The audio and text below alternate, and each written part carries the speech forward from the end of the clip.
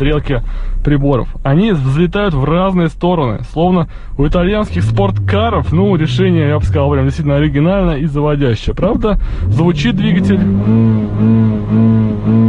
Ну да, звук, конечно, несколько занудный, и явно запала там не так уж и много. Тем более, всего лишь 106 сил и 1,5 литра.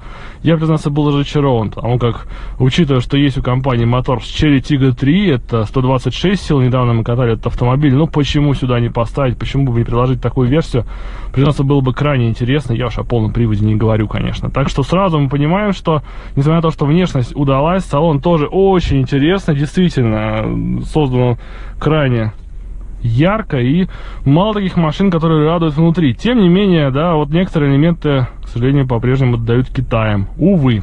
Ну ладно, это все к теме нормального, полноценного тест-драйва. Сегодня именно динамика. Пробуем.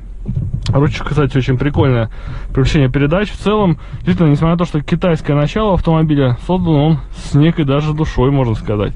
Ну что, пробуем. Кстати, сцепление очень короткоходное и схватывает буквально вот на волоске, что называется. Это таки тоже спорт. Но начинающим будет, конечно, сложно учиться на автомобиле. Тем более нет ни ESP, ни трекшн контроля.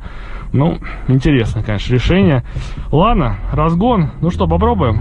2500, наверное, будем поддерживать. И бросаем сцепление.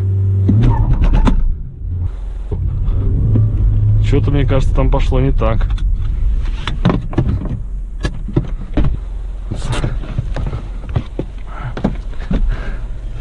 А что случилось-то? Охренеть. Отломалась педаль газа. Ничего себе. Это как вообще так? Да.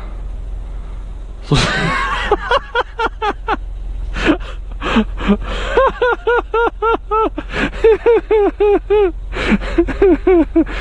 Да, друзья, разгон удался, тесты тоже, ну, я не знаю, что сказать этому. Нет, ну, я, конечно, сильный, наверное, человек, но на этом, видимо, знакомство с Chery будет закончено.